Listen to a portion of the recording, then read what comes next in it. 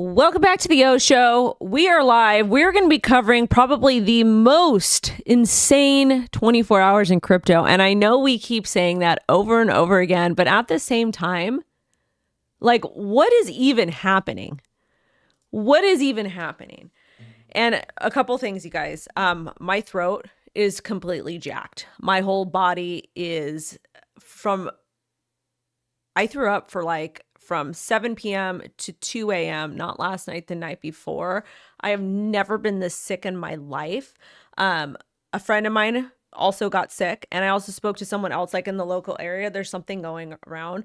So I'm just I'm a little bit out of it today. You guys are going to have to bear with me, but I've never been this sick in my life. Never been this sick in my life. But we're going to get through the news as best as we can. In addition to that, early stream today, I started doing them at 10:30, but now I'm doing them at 10. We went from 10:05 to 10:15 and now 10:30. Today is at 10 a.m. because I have a doctor's appointment at 10:50. So I got to get to that. But we're going to try to get through all of this because it's absolutely insane. And no one ever tells you after you have kids. No one ever tells you, no, it's not me texting you. You guys need to go to my website and just stop. Go to my website. You'll see all my official socials. It's not me texting you. Why would I text you? Why? I have time. I just told you I was vomiting for 10 hours. Why the hell would I text you? Please, you guys. It's getting to the point where it's ridiculous. Now, forgot what I was going to say. See, I can't be interrupted. I cannot be interrupted right now because my mind is not working. My mind is not minding right now. But anyways, it's been a crazy 24 hours in crypto, and we're going to get into it. We're going to get started and see what the entire deal is. And if you guys are here, thank you so much. Make sure to smash like, share this. You guys know all the deal. But let's first talk about what happened. So it was reported yesterday that Kamala Harris would be speaking at the Bitcoin conference, Bitcoin Nashville 2024. That was a rumor. Her team was in talks with David Bailey. He is the CEO of Bitcoin Magazine that also puts together the Bitcoin conference. I've been to the event in the past. I actually hosted a meetup for them a million years back. It was super fun. Really, really great community thing. But anyways, so we know, and let's kind of talk about this a little bit. Okay. So apparently Kamala Harris, and if I mispronounce her name, I don't care. I don't care. That's not the prime focus of what we're talking about. Okay. So I'm just going to say Harris from now on.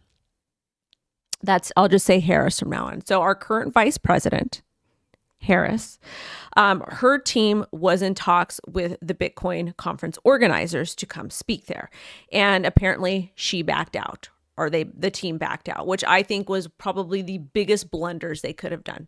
Because right now, this is a crypto election. If you're somebody who's in Bitcoin, if you're somebody who's in crypto, you are probably wanting to elect somebody or to vote for somebody who is pro-crypto, just because this current administration has attacked crypto like crazy, with having someone like Gary Gensler at the SEC, the false statements Elizabeth Warren makes, choke point 2.0, all of those different, or choke hold, choke whatever. So many different terrible things have happened, okay? And if we really want to make a change in America, I've talked countless times about why I think crypto could potentially help that. Our economy is absolute trash. We have high levels of inflation. We have job problems. We just have massive problems in the United States of America. So with that, we're actually shilling a pro-crypto president today. Lucky. So thank you for being here. Thank you for being here. So we want to see somebody that is going to it's not even more about embracing crypto, but it's more about being okay with crypto coming into the United States of America in a legal aspect. You can protect retail and you can also allow innovation to flourish. Okay. So with that being said, this would have been a really great opportunity for VP Harris to step up and say, hey, you know what, let's go ahead and talk. Because we want to, I think part of being a good leader is being able to understand both sides of the story. And some people are like, okay, well, Trump wasn't always pro crypto or Bitcoin. Yeah, that's true. But he also has multiple NFT collections, and he's also talked about being pro crypto and pro Bitcoin. It's also it's been rumored that he may actually say that if he is elected as president, that he might have Bitcoin added as a strategic reserve, which would be pretty cool. I don't know if that will ever happen. And again, like even like when you're in high school doing all the different high school elections and you want to be like serve an office or whatever, people say stuff like free lunches for everybody. So again, like all these candidates, they spew out the side of their neck, but at the same time, it's more so about those that are willing to compromise on matters. And, you know, we all know that people are very excited about crypto. So this has become a crypto election. I'm voting for whoever's pro crypto. And then at the same time, also, it was rumored that, and let me pull this up over here. Here we go. Is it this one? This one over here. This is from Walter Bloomberg. Cuban says Kamala Miss Harris, VP, current VP, camp reached out with multiple questions about crypto. I'm getting multiple questions from her camp about crypto, he said Tuesday, so I take that as a good sign. The feedback I'm getting, but certainly not confirmed by the VP, is that she will be far more open to business, AI, crypto, and government as a service, says Cuban. So with that being said, it does look like her team is doing some good PR right now and trying to learn about crypto, educate themselves, potentially talk about it. But I think it was probably one of the biggest mistakes ever to not confirm to speak at Bitcoin 2024. We have RFK that is going to be there, who is also running. And we also have former President Trump that is going to be there speaking as well. So my personal opinion, if I was doing PR for her, if I was somebody who was on her team, I would say, you know, we need to be there. We can give like a short and sweet speech. Short and sweet speech. That's all that we can do. And I think that would have been good. But at the same time, the fact that they're that they were in discussion for about 24 hours and they're bowing out of it instead of doing it speaks volumes. It really, really does. And I'm not going to get into the other political things and the other problematic things that we can say because we can sit and talk about it for hours. Plus, I'm not really feeling well today, as you guys can tell. So we're not going to get into it too much. But now the whole Bitcoin community is up in arms. First, they were pissed that she was going to be here. Now they're pissed that she's not going to be there. But then they're attacking her as well. So David Bailey also goes on to say she will not be speaking. No surprise. What can she say to us that she's actively imprisoned developers, forcing her industry overseas, attacking proof of work? It would have been a disaster for her. All eyes on Trump now. Now, this is the thing. I understand his take here. I totally get it. Totally get it. But at the same time, the crypto community is not really welcoming to many people. It's always offense. And that is not the point of crypto. It's not the point of Bitcoin. It is a true decentralized economy. Anybody can enter when they want to. So instead of just attacking people all the time and being mad, we need to do more education. So I understand his energy there. I understand his aggression, but at the same time, we're not going to get these people on our side if we're just attacking. And then there's a lot of other problematic behavior, things that I'm hearing people say, like you can not like her for multiple different reasons, but a lot of the misogyny is just kind of crazy to me. It's just like, there's so many other things you can say. I don't like her because she did X, Y, and Z, but because she's a woman, because this, and that. Men do the same thing, but it's just different. Again, there's no shade to men. There's no shade to women. I just feel like we should do a better job as a society.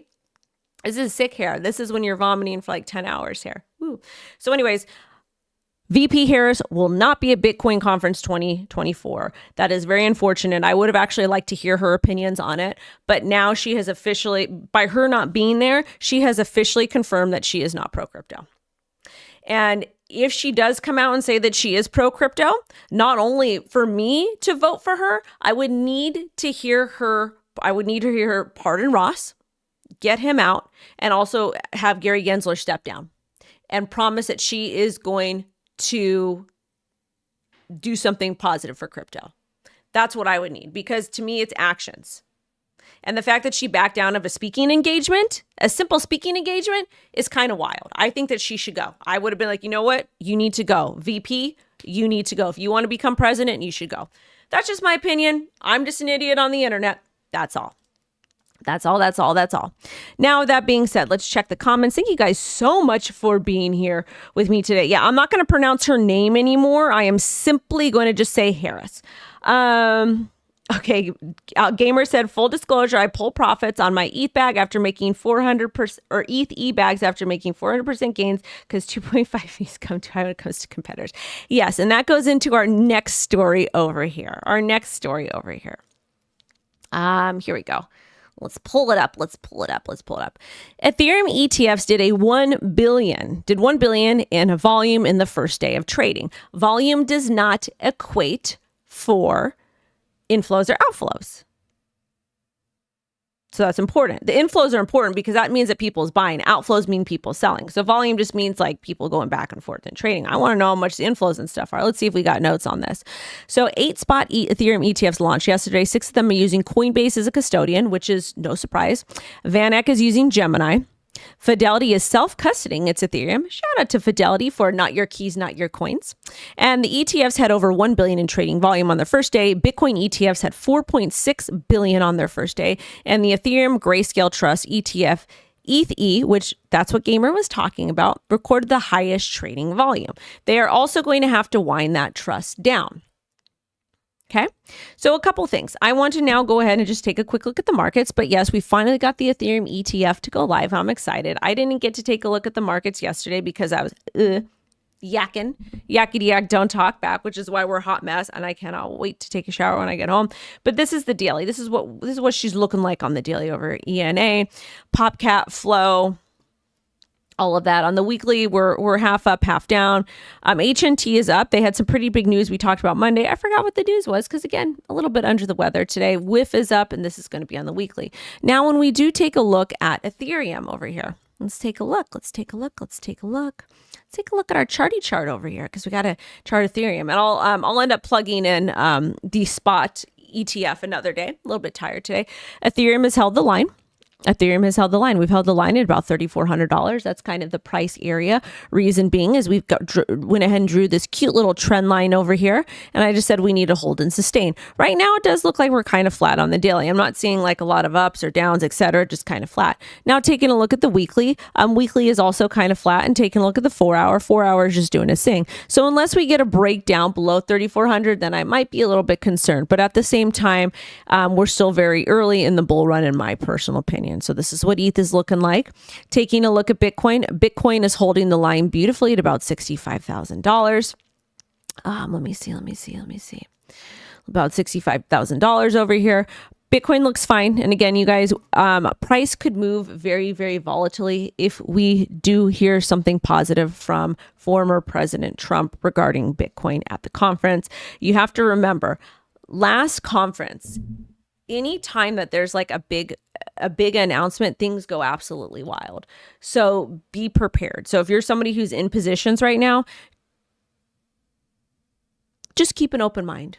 Keep an open mind as to what's happening and just be a little bit cautious. But right now, the markets are kind of like, to me, they're not super bullish. They're definitely not bearish. They're just kind of mid to me. And that's not in a bad way. It just kind of, it kind of is what it is. So I think it's wonderful. I think it's very exciting. And I'm still pretty bummed that VP Harris will not be at Bitcoin Conference 2024. I really wanted to get her perspective. I really, really, really wanted to. And I think that was an epic blunder on her people's end, considering all the crazy stuff that's happening. But, I don't know. That's just my personal opinion. I would like to hear her speak in her own words. Anyways. Now we have to give a shout out to our partners of the day. And I'm excited about this one. Super, super excited because it's Cronos. It is Cronos. Now let's go ahead and take a look at what's going on with Cronos. And again, they are our partners. But anyways, they are the blockchain that is partnered with Crypto.com. I've been using Crypto.com since 2018, 2019. They're an exchange that I do like. Not financial advice, but they're an exchange I do like, and they've actually stepped their game up quite a bit over the last few years. But anyways, they are the official blockchain that is partnered with Crypto.com, Cronos, and they have a lot of dApps, a lot of dApps, and of course a pretty big user base as well.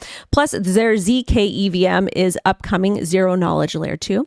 And there's also a partnership between Cronos Labs, Crypto.com, and Matter Labs, which is ZK Sync. Now, there's another piece of information we got to bring to you over here. Is going to be on their Twitter page. On their Twitter page over here, they got some fun stuff happening over here. Now, so for all the different points farmers, let me go ahead and make sure that we got this one over here. Here we go. Here's the correct post. Okay. So for all of you that are interested in farming, we've got some good stuff going on. So Cronos ZK EVM passage, the campaign is officially live and rewarding users with loyalty points for bridging assets to Cronos ZK EVM. From now till ZK EVM mainnet launch, you can lock your tokens to receive ZK CRO. Plus, you get points to the Pioneer program. And you can redeem your points later with more dApps in the future. Plus, they already have a $30,000 giveaway that is live now, which is pretty cool for any of you that are interested in it.